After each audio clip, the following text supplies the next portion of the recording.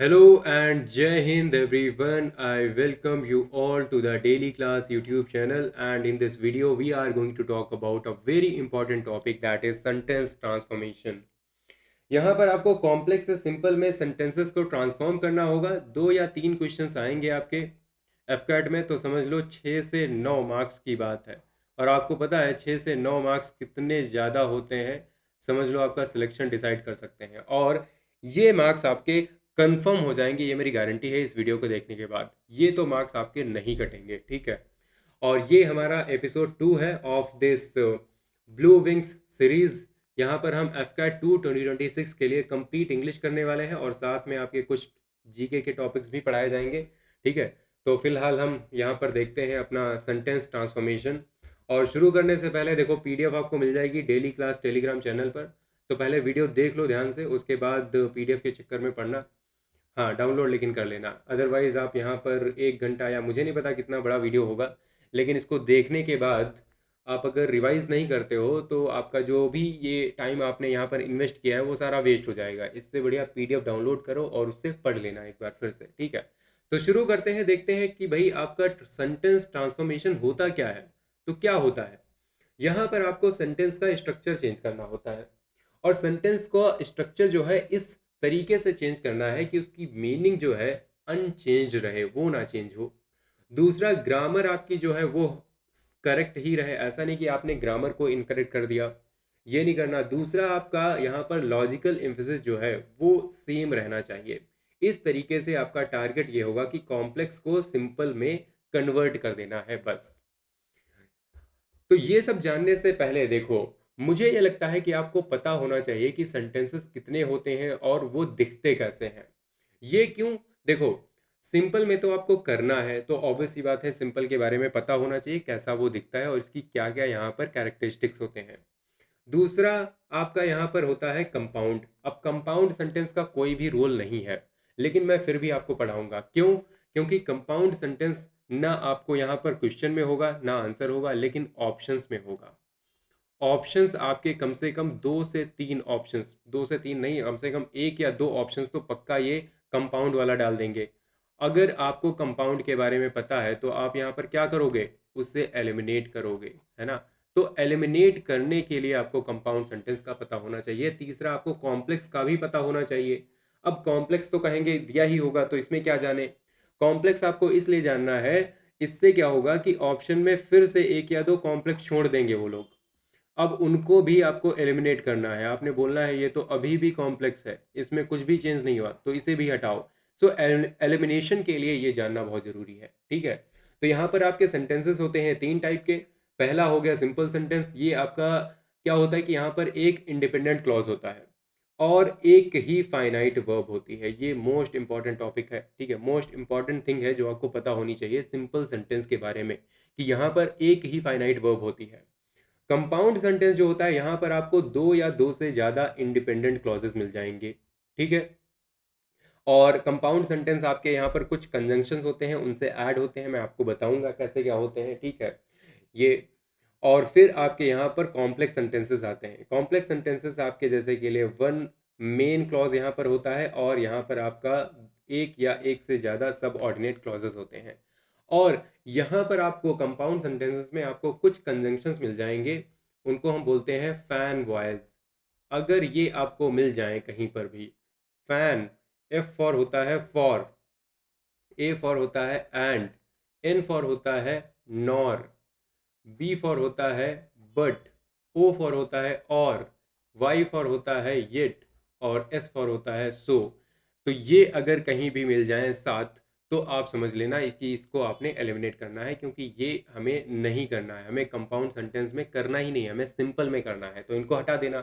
दूसरा, कॉम्प्लेक्स में आपको बहुत सारे कंजंक्शंस मिलेंगे, उनके बारे में मैं आपको बता दूंगा। वो वर्ड जहां पर मिल जाए उनको भी एलिमिनेट कर देना, ठीक है।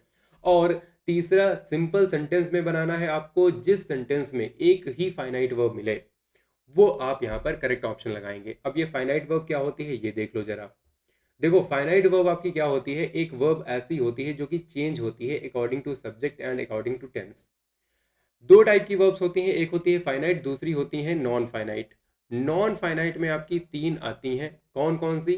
एक आती है जिरंट, दूसरी होती है आपकी इन्फिनिटिव, और तीसरी अब आप समझ गए होंगे कौन सी होती है, पार्टिसिपल होती है। ठीक है, ये तीन होती हैं, और एक वीडियो मैं लाऊंगा जिसमें मैं ये तीनों समझाऊंगा बहुत अच्छे से, ठीक है, डिटेल में, नॉन फाइनाइट वर्ब्स के बारे में। फिलहाल आप देखो कि ये जो होती है ना, ये चेंज नहीं होती हैं। अगर मैं बोलूं कि ही लव्स सिंगिंग, राइट, और मैं बोलूं कि दे लव सिंगिंग, तो आप देखेंगे सिंगिंग तो वही रहा, और सिंगिंग आपका क्या है, ये आपका जिरंड है, ये आपका जिरंड है इसमें। तो देखो लव आपकी चेंज हो गई, यहाँ पर लव्स हो गई, यहाँ लव हो गई, मतलब सब्जेक्ट के अकॉर्डिंग आपकी चेंज हो रही है। अगर मैं यहीं पर टेंस कर देता पास्ट का तो फिर लव्ड हो जाता है ना, क्या हो जाता, लव्ड हो जाता, मतलब ये चेंज होती है। इसलिए ये आपकी फाइनाइट वर्ब होती है। जैसे कि आप ही रन्स बोलोगे, यहीं पर आपका दे होता तो दे रन बोलोगे, है ना, क्या बोलेंगे, दे रन बोलेंगे। तो ये आपकी फाइनाइट वर्ब है, इसका मतलब। अभी आपका पास्ट में होता तो हम बोलते कि ही रैन, है ना, ही रैन बोलेंगे, मतलब ये चेंज होती रहती है। इसलिए ये होती है आपकी फाइनाइट वर्ब। और सिंपल सेंटेंसेस जो होते हैं, यहाँ की आपकी एक स्पेशलिटी ये होती है कि इनके पास एक ही फाइनाइट वर्ब होती है, एक ही फाइनाइट वर्ब होगी, ठीक है। और ऐसा कोई ऑप्शन दिखे तब वहां पर थोड़ा सा रुक जाना, उसको ही देखना, ठीक। अब यहाँ पर कोई भी अगर आपको कॉम्प्लेक्स सेंटेंस को आइडेंटिफाई करना है, अब आप कहेंगे आइडेंटिफाई क्यों करना है, ये तो ऑलरेडी क्वेश्चन में दिया होगा। आइडेंटिफाई भाई इसलिए करना है क्योंकि ऑप्शन में भी छोड़ देंगे ना एक दो, एक दो आपके ऑप्शन में भी होंगे, तो उनको एलिमिनेट करोगे। जैसे के लिए अगर आपको बिकॉज मिल जाए, ऑल दो मिल जाए, दो मिल जाए, when, while, since, if, that, who, which, whose, whom, after, before, unless, until, as soon as, provided that, ये सारी चीजें अगर आपको मिल जाएं, इसका मतलब क्या है, इसका मतलब सिंपल है कि ये आपका एक कॉम्प्लेक्स सेंटेंस है, ठीक है, कॉम्प्लेक्स सेंटेंस है। और दूसरी चीज क्या होगी, दूसरी चीज यहाँ पर आपके दो क्लॉजेज होंगे, एक आपका मेन क्लॉज होगा, राइट, एक आपका मेन क्लॉज होगा, और दूसरा आपका सब ऑर्डिनेट क्लॉज होगा, राइट, सब ऑर्डिनेट होगा। और क्लॉज होने का मतलब सिंपल सा ये है कि इसके पास भी एक वर्ब होगी, कौन सी वर्ब, फाइनाइट वर्ब, इसके पास भी एक वर्ब होगी, that would be again finite verb, है ना। तो यहाँ पर दो फाइनाइट वर्ब्स मिलेंगी, लेकिन सिंपल में आपको एक ही इंडिपेंडेंट क्लॉज मिलता है, इसका मतलब एक ही फाइनाइट वर्ब होती है। अब देख लो थोड़े से रूल्स, ठीक है। अब रूल्स आपको मैं 18 रूल्स बताऊंगा, उसके बाद क्वेश्चंस करोगे, क्वेश्चंस आपको लगेगा यार बहुत इजी है, ठीक है। तो सबसे पहले रूल ये है कि अगर किसी भी कॉम्प्लेक्स सेंटेंस में बिकॉज मिल जाए, सिंस मिल जाए, एज मिल जाए, इनको आप चेंज कर देंगे, किसमें, इनको चेंज करेंगे बिकॉज ऑफ में, ड्यू टू में, ओइंग टू में, या बीइंग में। एग्जाम्पल अगर मैं लूँ, ठीक है, एक मैं यहाँ पर इजी सा एग्जाम्पल लेता हूँ कि because he was ill, because he was ill, फिर कॉमा लगा के, he could not attend meeting, ठीक है। ये मेरा एक कॉम्प्लेक्स सेंटेंस है। क्यों कॉम्प्लेक्स सेंटेंस है, क्योंकि यहाँ पर आपका बिकॉज ही वॉज विल इल, ये आपका क्या है, ये आपका सब ऑर्डिनेट क्लॉज है। And he could not attend meeting, ये आपका क्या है, ये आपका इधर हो गया मेन क्लॉज। अब इसको आप कैसे चेंज करेंगे, या तो आप बोल दें बिकॉज ऑफ इलनेस, क्या बोल दें, बिकॉज ऑफ इलनेस। अगर मैंने बिकॉज ऑफ इलनेस बोल दिया तो मैंने यहाँ की वर्ब गायब कर दी, इस वर्ब को मैंने गायब कर दिया। ही कुड नॉट अटेंड मीटिंग, आगे वाला सेंटेंस मैं ऐसे ही लिख दूंगा। अब आपकी एक ही वर्ब बची। या फिर due to illness, due to illness, he could not attend meeting, clear हो रहा है। या फिर मैं ओइंग टू इलनेस लिख दूं, ओइंग टू, ठीक है, ओइंग है यहाँ पर, ठीक है, ये आपका आई है, समझ जाना, ओइंग टू है, ओइंग टू इलनेस, ये भी मैं कर सकता हूँ। या फिर बीइंग इल कर दूं, being ill, he could not attend meeting, समझ गए। इस तरीके से आपको यहाँ पर चेंज करना होगा। आपने क्या करना है, आपका टास्क ये है कि भाई एक वर्ब आपको गायब करनी है, एक वर्ब आपको गायब करनी है, इसको गायब कर दो, ठीक है। इसको मिस्टर इंडिया की घड़ी पहनाओ, इसको गायब करो यहाँ से, और बस आपका सिंपल सेंटेंस बन गया, खत्म।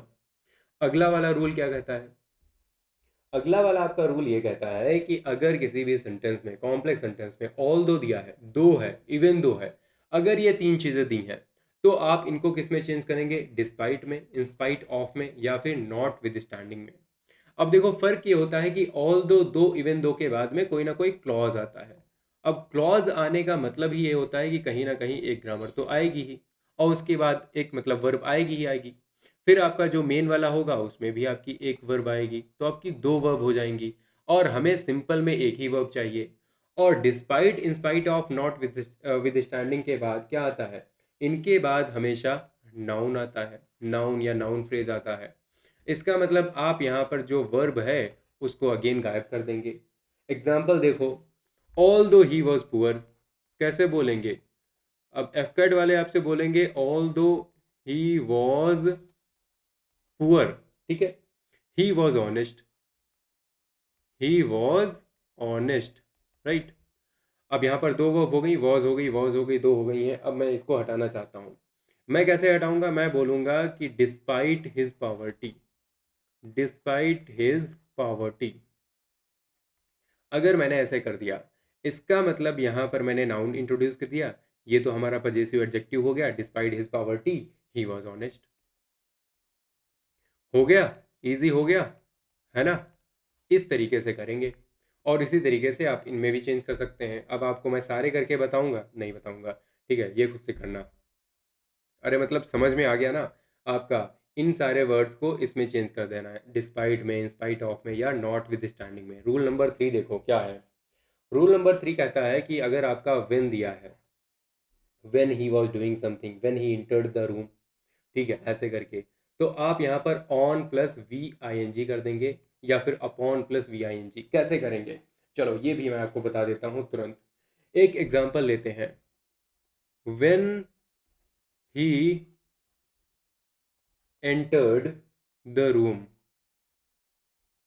ठीक है, फिर क्या हुआ? Every one stood up, every one stood up. अब दिख रहा होगा आपको कि यहाँ पर भाई दो वर्ब्स हो गई हैं आपकी, इंटर हो गई है, यहाँ पर स्टैंड हो गई है। कैसे हटाएं?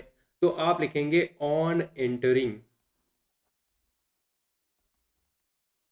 On entering the room, the room every one stood up. इसको यहाँ पर एग्जैक्टली यहाँ पर लिख दो।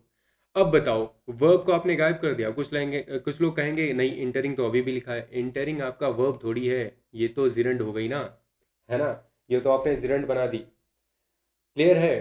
तो इस तरीके से आप यहाँ पर काम करेंगे। चलो आगे बढ़ते हैं। नेक्स्ट है आपका आफ्टर। अगर दिया है, आफ्टर को आप हैविंग प्लस V3 या आफ्टर प्लस VING में करेंगे। कहने का मतलब क्या है? कहने का मतलब ये है, अगर आपने यहाँ पर कोई सेंटेंस बोला है कि after he completed, completed the homework, the homework he submitted it, he submitted it. तो इसको भाई देखो, अगेन आपकी वर्ब दो आ गई हैं, चेंज करेंगे। कैसे करेंगे? समझ गए होंगे। Having completed, having completed the homework he submitted it. आगे यही वाला लिख दो। अब आप कहेंगे हैविंग कंप्लीटेड क्या है? ये आपका पार्टिसिपल है, ये आपका परफेक्ट पार्टिसिपल है ना? अगर किसी ने पार्टिसिपल अच्छे से पढ़ा है तो उन्हें पता होगा तीन टाइप के पार्टिसिपल्स होते हैं, ठीक है। एक आपका होता है कौन सा? एक आपका पार्टिसिपल होता है ये वाला, कि बर्निंग ट्रेन वाला, ठीक है। एक आपका बर्निंग ट्रेन हो गया, तो बर्निंग ट्रेन के आगे, जैसे कि ट्रेन के आगे आपने बर्निंग लगा दिया, ये आपका प्रेजेंट पार्टिसिपल हो गया। फिर वहीं पर मैं बोलता हूँ इंजर्ड सोल्जर। इंजर्ड सोल्जर का मतलब क्या होता है? इसका मतलब सिंपल सा ये होता है कि आपने यहाँ पर पास्ट पार्टिसिपल का यूज़ किया है। अब हैविंग कंप्लीटेड द होमवर्क, दो होमवर्क को आपने हैविंग कंप्लीटेड से किया है, ये आपका परफेक्ट पार्टिसिपल होता है। दैट्स इट, ठीक है। तो आपने यहाँ पर नो फाइनाइट वर्ब का यूज़ नहीं किया, आपने यहाँ पर पार्टिसिपल का यूज़ किया है। नेक्स्ट है, नेक्स्ट आपका कहता है अगर बिफोर दिया है तो क्या करोगे? तो बिफोर को कैसे चेंज करेंगे? बिफोर के बाद में आप कोई नाउन लगाएंगे, प्रायर टू के बाद नाउन लगा देंगे, या प्रायर के बाद में वी आई एन जी कर देंगे, मतलब बिफोर के बाद ई आई एन जी कर देंगे। कैसे करेंगे, लेट अस सी। तो अगर मैं बोलूं कि before the meeting started, the meeting started all members assembled. अब आपके अगेन दो वर्ब्स हो गई हैं। केवल वर्ब को हटाने का काम है और कुछ नहीं, ठीक है। ठीक है, यही तो है मेन चीज। So prior to the meeting, अगर मैं कर दूं prior to the meeting, verb गायब हो गई। All members assembled, that's it. ये वाला सेंटेंस जो है सेम एज इट इज आप उतार दो यहाँ पर। यही तो करना है बस, और कुछ नहीं करना। Before starting the meeting, before starting the meeting मतलब आपने यहाँ पर क्या कर दिया, उसको यहाँ पर क्या कर दिया है, जिरंड का इस्तेमाल कर लिया है। नेक्स्ट वन, नेक्स्ट है आपका यहाँ पर इफ। और इफ को आप by plus V I N G में चेंज करेंगे, या तो विदाउट प्लस नाउन में, या फिर on plus V I N G में। कैसे करेंगे, एग्जाम्पल देखो तब पता चलेगा। इफ यू प्रैक्टिस, अगर मैं कहूँ कि इफ यू प्रैक्टिस, जो कि सच्चाई है, इफ यू प्रैक्टिस रेगुलरली, आगे क्या है, you will improve. Yes, you will improve. ठीक है, ये दिया हुआ है। अब कैसे करेंगे इसको चेंज, इसको मैं कह सकता हूं कि बाई प्रैक्टिसिंग। अगर मैं बोल दूं कि बाई प्रैक्टिसिंग रेगुलरली, यहां पर लिखूं you will improve, that's it. हो गया काम मेरा। मैंने यहां पर मेन वर्ब जो थी उसको गायब कर दिया है। नेक्स्ट, नेक्स्ट है रूल नंबर 7।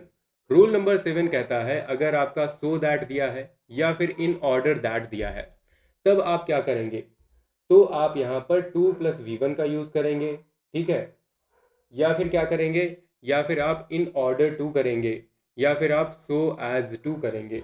आप इन तरीके से इनको चेंज कर सकते हैं। ठीक है, एग्जाम्पल लेते हैं। अगर मैं एग्जाम्पल लूँ, he studies hard, he studies hard so that he may secure good marks, secure good marks, right। अब इसको आप कैसे चेंज करेंगे, इसको चेंज करने के लिए बड़ा ही सिंपल सा तरीका है, he studies to secure good marks। कितना इजी है, बस बहुत ही सिंपल सा है। और या फिर कह सकते हैं he studies in order to secure good marks, so as to secure good marks. कुछ भी बोल दो, है ना, काफ़ी सिंपल है। तो मुझे तो लगता है यार इन रूल्स की भी ज़रूरत नहीं है, कई बार कॉमन सेंस से ही आप कर सकते हैं। जैसे हु है, विच है, दैट है, अगर ये आ जाए तो आप क्या करेंगे, प्रेजेंट पार्टिसिपल या पास्ट पार्टिसिपल या फिर एग्जेक्टिव फ्रेज का आप यूज़ करेंगे। किस तरीके से करेंगे, यहाँ पर एग्जाम्पल देखो। द बॉय, अगर मैं लिखूं the boy who was injured,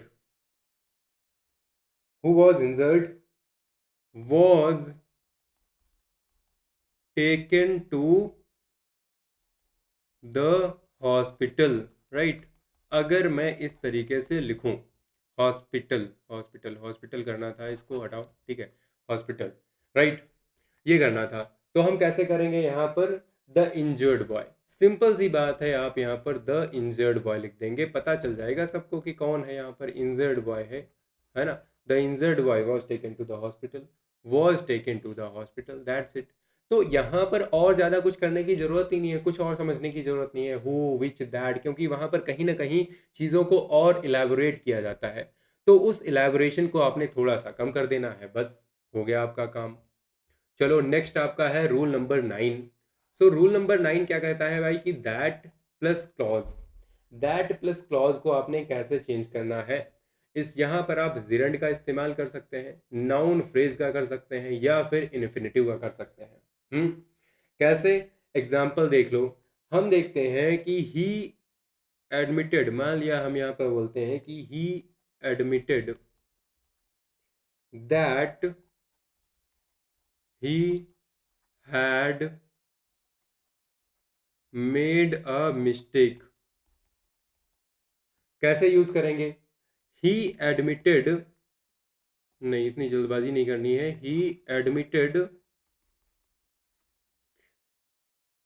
making a mistake.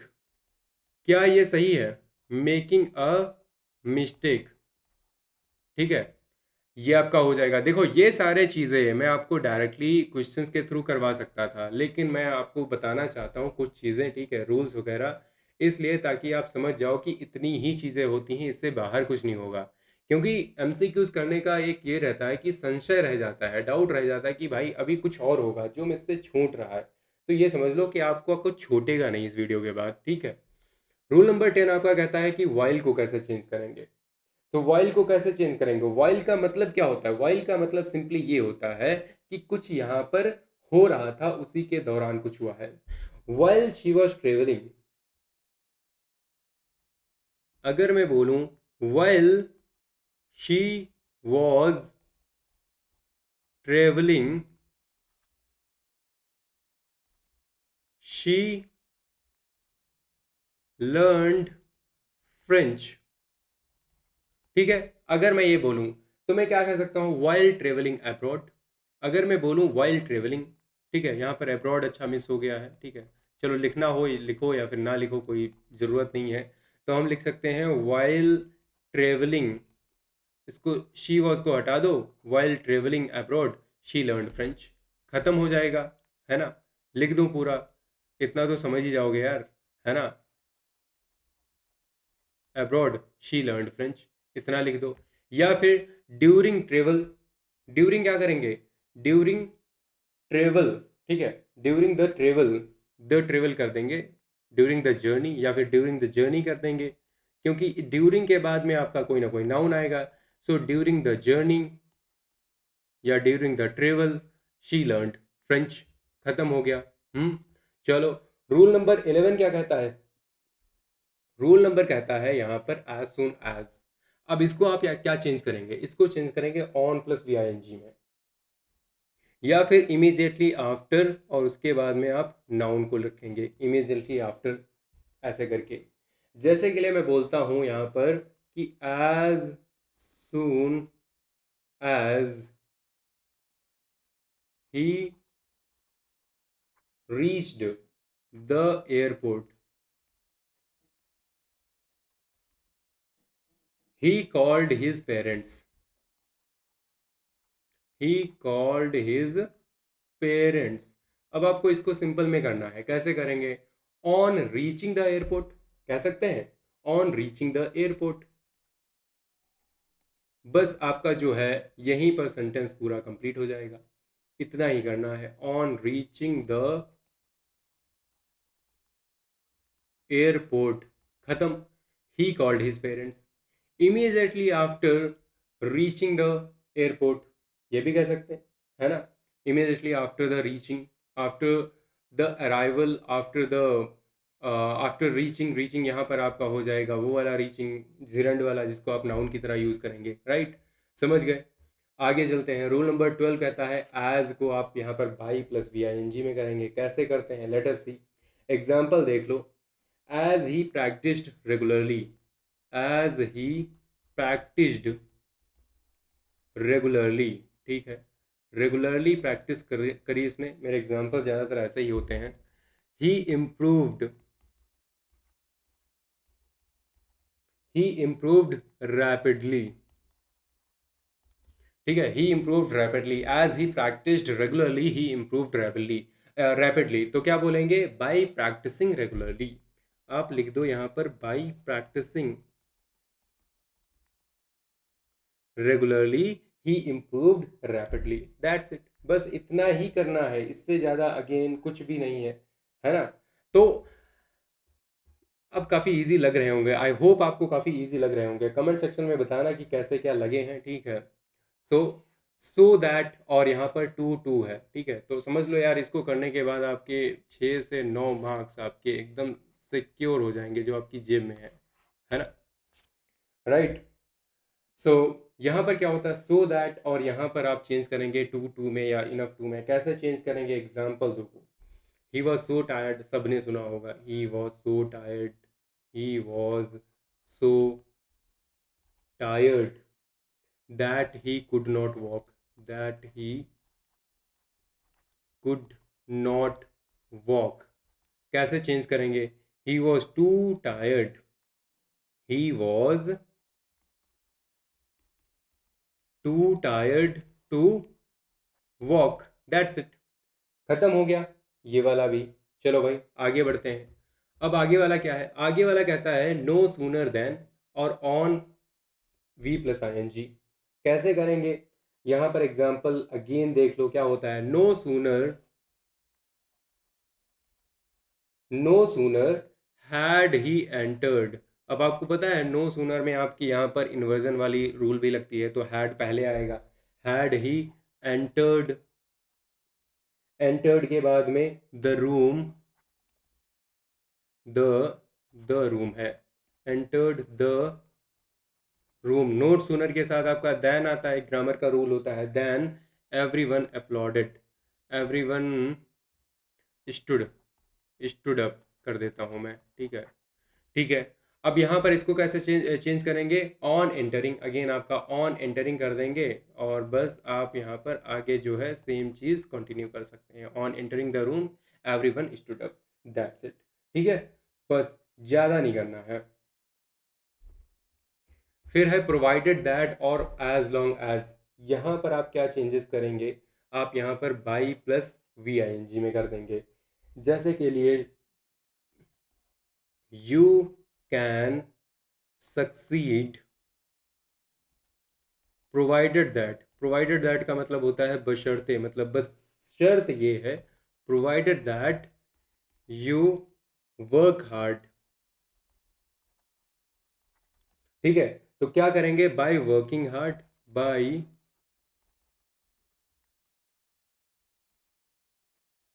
Working hard, उसके बाद you can succeed, you can succeed, you can succeed, ठीक है। तो इस तरीके से आप यहाँ पर थोड़ा सा बस चेंज करना पड़ेगा, वो आपको लॉजिक से समझ में आ जाएगा किस तरीके से ऑप्शंस आपके सामने होंगे, आप आसानी से कर पाएंगे आई बिलीव। ज़्यादा तो दिमाग नहीं लगाना पड़ेगा, और दिमाग लगाना भी पड़े तो क्या दिक्कत है भाई, जब है तो लगाना भी पड़ेगा। हम्म। तो अगला है आपका अनलेस। अनलेस को आप विदाउट और विदाउट प्लस आईएनजी में करते हैं। इसको आप इस तरीके से समझ सकते हैं, जैसे कि लिए मैं बोलूं कि unless you revise, you revise regularly, unless you revise regularly you can not score well. क्या होगा इसका, तो इसको आप क्या करेंगे, इसको बोलेंगे विदाउट रेगुलर रिवीजन। आप यहाँ पर नाउन में चेंज कर देंगे पहली बात, विदाउट रेगुलर रिवीजन। सेंस देखो वही है, बस आपने थोड़ा सा स्ट्रक्चर जो है चेंज कर दिया है, you can not score well, that's it, खत्म, है ना। 17 आपका कहता है रिजल्ट क्लॉज, यहाँ पर present participle, causing, leading to, resulting in, इस तरीके से आप यूज करेंगे, तो इनको थोड़ा सा ध्यान रखो। कैसे करेंगे, जैसे कि एग्जाम्पल है, एग्जाम्पल यहाँ पर लेता हूँ मैं हैवी रेनफॉल, ठीक है। एग्जाम्पल है मेरा यहाँ पर heavy rainfall flooded the villages, so many families were displaced,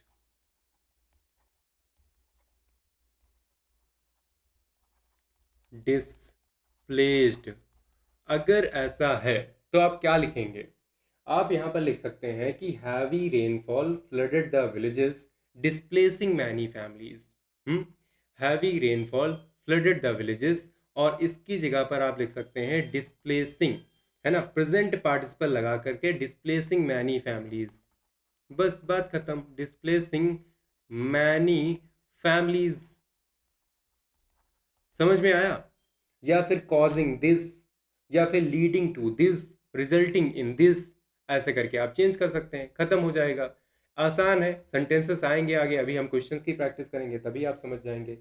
दो हमारे पास पीवाईक्यूज हैं पिछले वाले के, और बाकी हम यहाँ पर 30 क्वेश्चंस की प्रैक्टिस करेंगे। फिर आपका देखो नेक्स्ट रूल है जो कि मुझे लगता है बहुत इंपॉर्टेंट है, ये आपका आया भी था, ये इसे हम कहते हैं नॉमिनलाइजेशन। यहाँ पर आपका कॉज दिया होता है, इस कॉज को आपने नाउन फ्रेज में कन्वर्ट करना है। जैसे रियलाइज को आपने रियलाइजेशन में कर देना है, अपियर को आपको अपियरेंस में कर देना है, डेवलप को आपने डेवलपमेंट में कर देना है, अप्रूव को अप्रूवल में, अराइव को अराइवल पे, है ना। जैसे कि ही अराइव्ड तो अराइव्ड कर दो, प्रोटेक्ट था तो प्रोटेक्शन कर दो, ठीक है। तो हर एक चीज का आप यहाँ पर नाउन बना देंगे अगर, तो वो चीज काफी सिंपल हो जाएगी, वर्ब वहां से गायब हो जाएगी। बस यही चीज आपने करनी है, ठीक है। इससे ज्यादा चीज आपने नहीं करनी है, तो ये चीज यार याद रखना, ठीक है। इतने सारे हमारे क्वेश्चंस थे, ठीक है। अब आपको मैं लास्ट में अगर बताऊं कि क्या चीज है जो यहाँ पर काफी इंपॉर्टेंट है जिसको आपने ध्यान में रखना चाहिए, तो वो हो सकती है कि आपको ऑप्शन सेलेक्ट करने से पहले चेक कर लेना है कि क्या जो ऑप्शन आप चूज कर रहे हैं क्या उसमें एक ही फाइनाइट वर्ब है। अगर दो हैं तो उसको छोड़ देना। यहाँ पर क्या कोई सबऑर्डिनेट क्लॉज तो नहीं है, अगर है तो छोड़ देना। उसके बाद आपका आता है मीनिंग, क्या मीनिंग इसकी सेम है, अगर नहीं है तो छोड़ देना। लॉजिकल एम्फेसिस आपका सेम होना चाहिए, और ग्रामर जो है लास्ट में देख लेना। अदरवाइज इसमें क्या होता है, ग्रामर अक्सर सब में सही देते हैं, कहीं कहीं पे आपकी ग्रामर गलत हो जाती है, तो ग्रामर आपकी करेक्ट होनी चाहिए, ठीक है। अगर ये सारी चीज़ें हैं तो आप कह सकते हैं कि हाँ यार आपके क्वेश्चंस जो हैं सारे सही हैं, कोई भी टेंशन वाली बात नहीं है, ठीक है।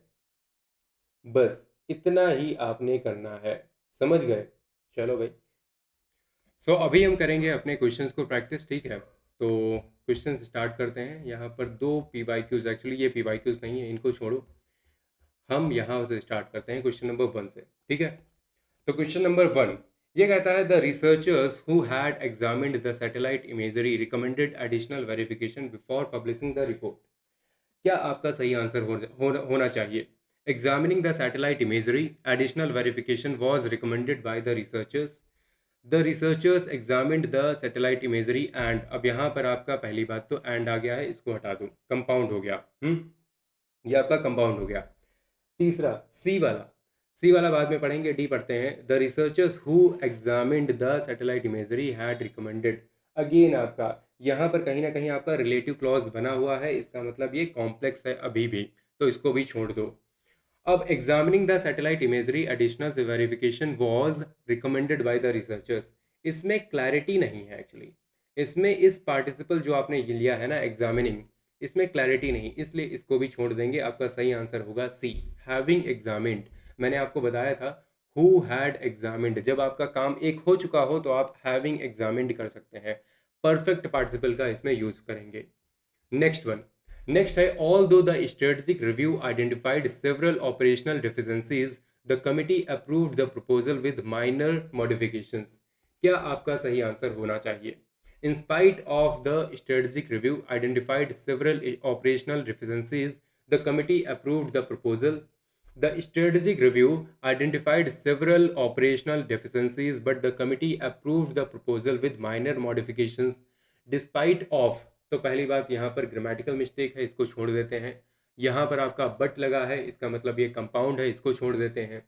नेक्स्ट है, despite identifying several operational deficiencies the committee approved the proposal with minor modifications. अब यहाँ पर देखो ए वाले में क्या दिया है, ए वाले में आप देखते हैं कि अगेन आपका जो है क्लैरिटी नहीं है, ठीक है। क्लैरिटी आपकी इस तरीके से नहीं, इंस्पाइट ऑफ के बाद में प्रॉपर क्लॉज दे दिया गया है। मैंने आपको बताया था इंस्पाइट हो या फिर आपका डिस्पाइट हो, इनके बाद में नाउन आता है। The strategic review identified several operational deficiencies, again आपकी दो वर्ब आ रही हैं, इसको भी हटा दो, D would be correct option, ठीक है। क्वेश्चन नंबर 3 कैसे करेंगे। The analyst who had evaluated the economic indicators advised the ministry to reconsider its fiscal projections। अब आपको क्या करना है, यहाँ पर स्क्रीन को पॉज करना है, क्वेश्चन को अटेम्प्ट करना है, उसके बाद फिर से यहाँ पर देखना है, ठीक है। इस तरीके से अगर आप करेंगे तब आपको समझ में आएगा। तो नेक्स्ट है आपका, evaluating the economic indicators the ministry was advised by the analyst. Again यहाँ पर देखो क्लैरिटी नहीं है, इसे कहते हैं डैंगलिंग पार्टिसिपल। जब आपका यहाँ पर क्लियर ना हो कि आपका ये पार्टिसिपल किसके लिए यूज हुआ है, तो भी आपका पार्टिसिपल वाले रूल में आता है, वो मैं आपको बताऊंगा। ठीक है, तो यहाँ पर फिलहाल ये आपका गलत है, एंड लगा हुआ है, ये आपका गलत हो जाएगा। ठीक है, the analyst having evaluated economic indicators advised the ministry, ये आपका ग्रामेटिकली सही नहीं है, और D would be correct option. Having evaluated the economic indicators the analyst advise the ministry to reconsider its physical projections. Clear. Next है आपका because the investigation revealed inconsistencies in the financial records the audit was extended. क्या होगा आपका सही answer? Revealing inconsistencies the investigation extended the audit. आपकी जो meaning है वही चेंज हो गई है पहले वाले में, इसको छोड़ दो। तीसरा आप देखते हैं यहाँ पर एंड है, मतलब ये कंपाउंड है, इसको छोड़ दो। Because of revealing inconsistencies, again आपका because of revealing inconsistencies the audit was, because of नहीं होता है, ये आपका गलत होगा। B would be correct option. Owing to inconsistencies revealed in the financial records the audit was extended, ये आपका सही वर्जन होगा। ठीक है, next one. The scientist who discovered the anomaly immediately informed the review panel। The scientist discovering the anomaly immediately informed the review panel। Discovering the anomaly, the review panel was immediately informed। Scientist discovered the anomaly and informed the review panel। and आपका लगा हुआ है, इसको आप cancel कर सकते हैं। Having discovered the anomaly, the scientist immediately informed the review panel। तो क्या आपका सही आंसर होना चाहिए फिफ्थ वाले का? सो फिफ्थ में आप देखो क्या हो रहा है, the scientist discovering the anomaly immediately informed the, तो ये आपका गलत हो जाएगा, नहीं होगा ये वाला सही। ठीक है, अगेन आपका क्लियर नहीं है, discovering the anomaly, having discovered है ना, having discovered the anomaly the scientist immediately informed the review panel, ये आपका सही आंसर होगा। नेक्स्ट वन, क्वेश्चन नंबर 6 कहता है when the security personal noticed suspicious activity they immediately alerted the control room। suspicious activity being noticed, the control room was alerted। ये आपका थोड़ा सा मतलब लॉजिकल सब्जेक्ट नहीं बना रहा है यहाँ पर कि क्या चीज़ है। उसके बाद बी ऑप्शन को देखें अगर, तो बी आपका एंड से भरा हुआ है, मतलब आपका कंपाउंड है, छोड़ दो। ठीक है, सी क्या है, नोटिसिंग सस्पिशियस एक्टिविटी। अगेन जहाँ पर भी पार्टिसिपल आए और क्लियर ना हो कि ये पार्टिसिपल किसके लिए है, या फिर यहाँ पर सब्जेक्ट क्या है, मतलब वो डैंगलिंग होता है, उसको हम छोड़ देते हैं। D would be correct option. On noticing, आपको मैंने व्हेन का ऑन बताया था, ऑन नोटिसिंग वही वाला आपका रूल जो है अप्लाई हो रहा है। नेक्स्ट आपका क्वेश्चन नंबर 7 कहता है the committee which was constituted to review the policy submitted its recommendations within the stipulated time. The committee was constituted and submitted its recommendations, तो एंड आपका नहीं आएगा, so that would be wrong, इसको छोड़ दो। ठीक है, उसके बाद अगले चलते हैं, constituted the review policy. Again यहाँ पर पता नहीं किसके लिए है, ये भी अजीब सा है, constituted the review policy, again अजीब सा है, so D would be correct option. The committee constituted to review the policy, तो ये कहीं ना कहीं आप यहाँ पर पास्ट पार्टिसिपल की तरह यूज कर रहे हैं, the constituted committee to review the policy submitted its recommendations, तो वर्ब तो आपकी एक ही है, फाइनाइट वर्ब जो है वो एक ही रहनी चाहिए फाइनल आंसर में। फिर है आपका क्वेश्चन नंबर 8, ये कहता है since the laboratory lacked advanced testing equipment the experiment was postponed. Experiment को यहाँ पर पोस्टपोन कर दिया गया due to the lack of advanced testing equipment in the laboratory the experiment was postponed. क्या ये होगा, या फिर because lacking advanced, because lacking आपका थोड़ा सा अजीब हो जाएगा, बिकॉज ऑफ नहीं, ये आपका बिकॉज लैकिंग तो अजीब सा है। ठीक है, आपका ग्रामेटिकली ही सही नहीं है। फिर lacking advanced testing equipment the experiment was, again आपका यहाँ पर देखो लैकिंग से शुरू अगर होता है तो वो कहीं ना कहीं डैंगलिंग हो जाता है, इसलिए क्योंकि यहाँ पर क्लैरिटी नहीं है। फिर है the laboratory lacked advanced and आपका यूज हुआ है, so that would again be incorrect, आपका ए जो है सही हो जाएगा। सिंस आपका है तो ड्यू टू में चेंज होता है, आपको पता है। फिर क्वेश्चन नंबर 9 कहता है the officers who had completed the specialised training were deployed to high altitude sectors. क्या सही आंसर आपका होना चाहिए? Completing specialised training, deployment was made to high altitude sectors. तो कंप्लीटिंग, क्या कंप्लीटिंग, कुछ नहीं पता। आपने यहाँ पर एंड बोल दिया, इसको छोड़ दो। The officers having completed specialised training deployed, the officers having completed, ये ग्रामेटिकली इनकरेक्ट है, आपका सही बिल्कुल है ये वाला, having completed the specialised training the officers were deployed to high altitude sectors. Question number 10, ये कहता है after the experts had reviewed the environmental impact assessment they recommended immediate implementation of the mitigation plan. क्या आपका सही answer होना चाहिए? So after the के बाद में मैंने आपको बताया था हैविंग आता है, हैविंग के बाद में आपका past participle, having reviewed the environmental impact assessment the experts recommended immediate implementation of the mitigation plan. That's it. ठीक है, आप कैसे यहाँ पर देखो एंड आया है, इसको छोड़ दो। ठीक है, और अगेन आप इसमें देखेंगे, इसमें आपका आफ्टर आया है। ठीक है, अगेन आपका वो गलत हो जाएगा। ठीक है, तो इस तरीके से आप इनको हटा सकते हैं। नेक्स्ट, क्वेश्चन नंबर 11 क्या कहता है? ऑल दो the preliminary findings appeared convincing, the review board demanded additional empirical evidence before granting approval. The preliminary findings appeared convincing, but आपका अगर आया है, इसका मतलब ये कंपाउंड हो गया है। ठीक है, फिर आपका in spite of the preliminary findings appeared convincing, no. In spite of के बाद में, इंस्पाइट ऑफ हो या डिस्पाइट हो, उसके बाद डायरेक्टली आपका क्या आता है? डायरेक्टली आपका एक्चुअली नाउन फ्रेज आना चाहिए या पार्टिसिपल फ्रेज आना चाहिए। ठीक है, कोई भी आपका क्लॉज नहीं आएगा, ये प्रॉपर क्लॉज है क्योंकि यहाँ पर वर्ब भी है, वर्ब नहीं आएगी।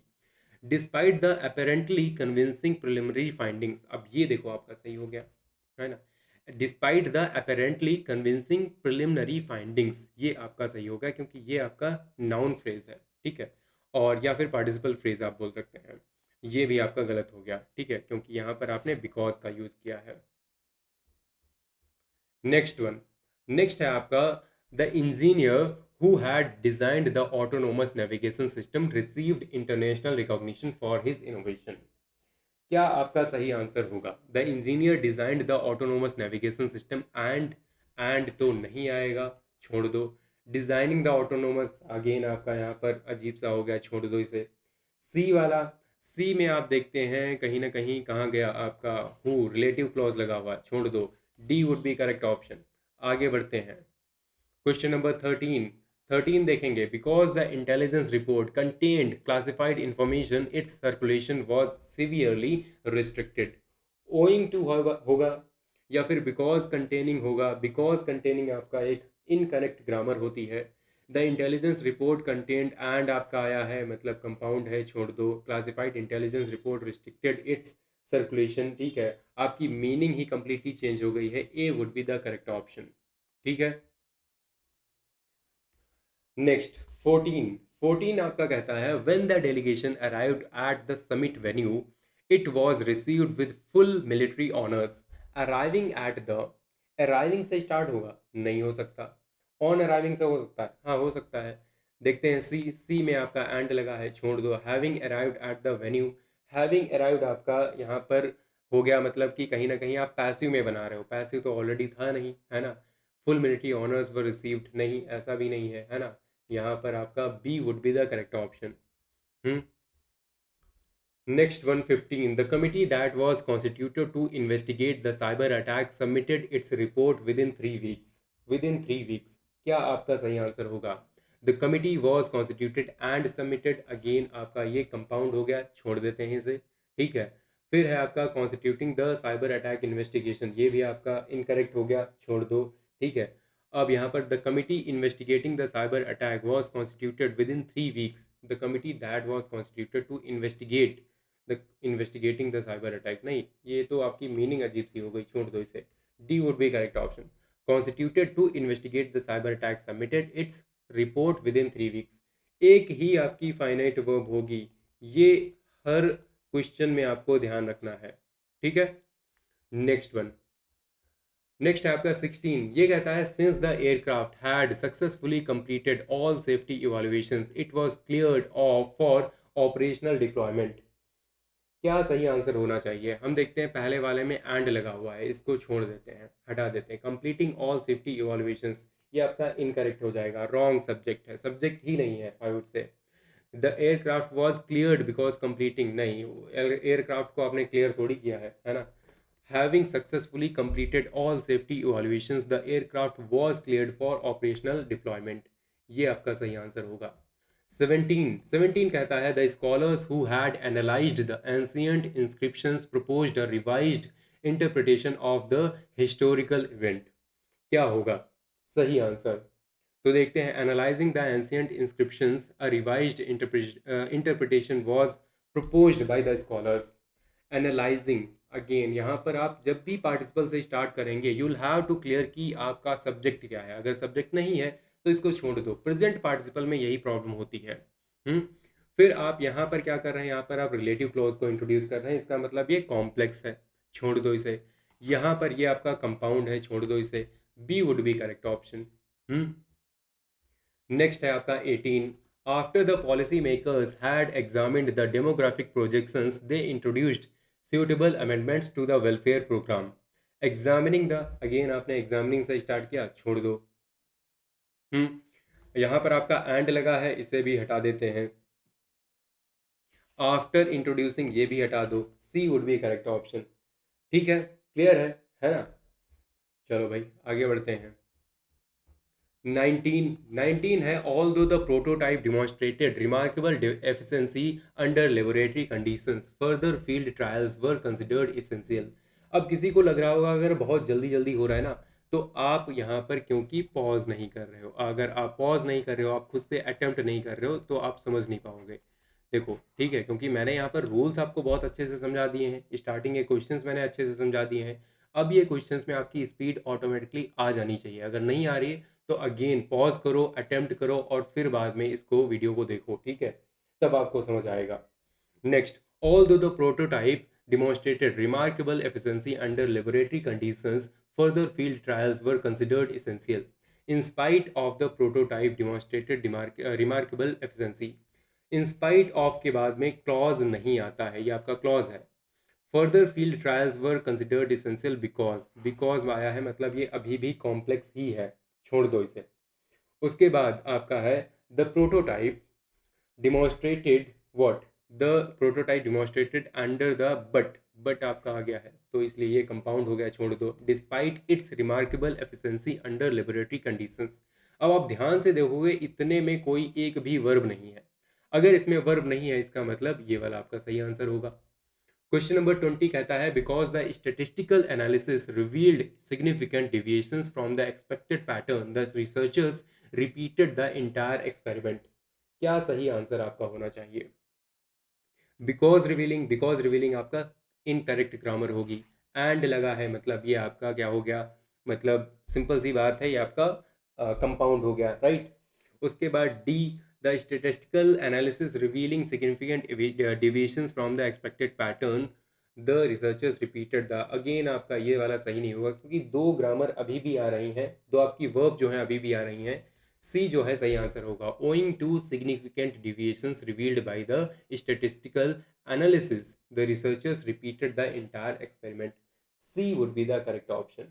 ठीक है, इस तरीके से आप करेंगे।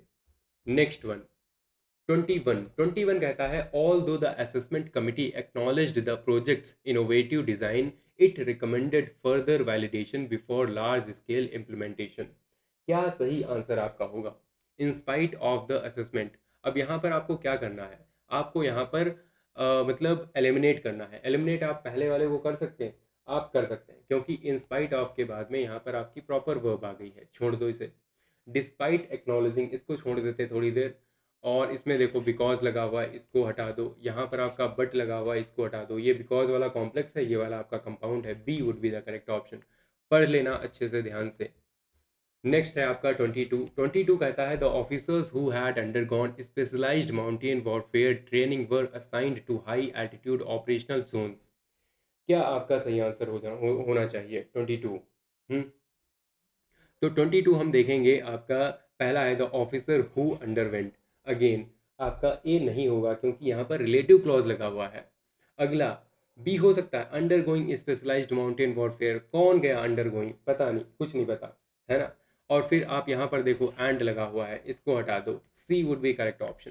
ठीक है, next one 23, because the surveillance system detected unusual movement along the border, additional reconnaissance teams were deployed immediately। क्या होगा, डिटेक्टिंग अनयूजुअल, अगेन आपका ए वाला हटा दो। ठीक है, ए को मैंने यहाँ पर हटा दिया ऑटोमेटिकली। और हम अगर बी को बात करें तो बी बिकॉज डिटेक्टिंग, अगेन आपका बिकॉज के बाद डायरेक्टली आपका डिटेक्टिंग नहीं आएगा। ठीक है, और इसको आप देखोगे यहाँ पर एंड लगा हुआ है, इसको भी हटा दो, D would be correct option, owing to the detection of unusual movement along the border by the surveillance at system. इसी टाइप के आपके क्वेश्चंस आएंगे। ठीक है, नेक्स्ट है आपका 24। 24 कहता है when the scientists completed the genomic analysis they submitted their findings to the international review committee. क्या यहाँ पर सही आंसर आपका होगा, बताओ जरा। तो हम पहले वाले को देखें तो ये तो भाई कंपाउंड हो गया, इसको छोड़ दो। कंप्लीटिंग द जीनोमिक, अगेन आपका गलत हो गया, छोड़ दो। आफ्टर सबमिट, आफ्टर कंप्लीटिंग, ये भी आपका यहाँ पर क्या है, आफ्टर अभी भी लगा हुआ है, सबऑर्डिनेट क्लॉज लगा हुआ है, मतलब कॉम्प्लेक्स है। D would be the correct option. 25th आपका कहता है the policy document that was approved by the committee will come into effect from the next financial year. कौन सा आपका सही आंसर होगा। ए को देखा एंड मिल गया, हटा दिया। The policy document approving the committee will, approving the committee, ये तो आपका ग्रामेटिकली इनकरेक्ट हो गया, इसको भी छोड़ दो, जाने दो, है ना। फिर बाद में the policy approved by the committee will come into effect, ठीक है, ये आपका ठीक ठीक लग रहा है, यहाँ पर भी एंड लगा हुआ है, ये भी आपका छोड़ दो, तो आपका C would be the correct option. ठीक है, चलो आगे बढ़ते हैं। 26 कहता है since the cyber security audit exposed multiple system vulnerabilities the organisation initiated an immediate security overhaul. क्या यहाँ पर सही आंसर होगा आपका। सिंस और बिकॉज को आप किस में चेंज करते हैं, ओइंग टू में करते हैं, तो आपका डी वैसे सही आंसर होगा। बाकी हटाना है, बिकॉज एक्सपोजिंग गलत है ना, ये आपका स्ट्रक्चर ही गलत है। दूसरा आपने एंड लगा रखा, ये भी हटा दो, एक्सपोजिंग ये भी आपका गलत है ना। चलो नेक्स्ट है आपका 27 कहता है ऑल दो the satellite mission achieved all its primary objectives scientists continued analysing the transmitted data. क्या आपका सही आंसर हो जाना चाहिए, scientists continued analysing the, because, because नहीं होगा, अभी भी कॉम्प्लेक्स है, छोड़ दो। बट मतलब ये आपका कंपाउंड है, हटाओ, है ना। फिर in spite of the satellite mission achieved all its primary, आपका इंस्पाइट ऑफ के बाद में कंप्लीट क्लॉज दिया है, ये भी हटा दो, सी वुड बी करेक्ट ऑप्शन। ठीक है, 27 का क्या हो जाना चाहिए, सी होना चाहिए। फिर 28 की बात करते हैं। 28 कहता है after the economists had examined the revised fiscal estimates they recommended modifications to the proposed budget.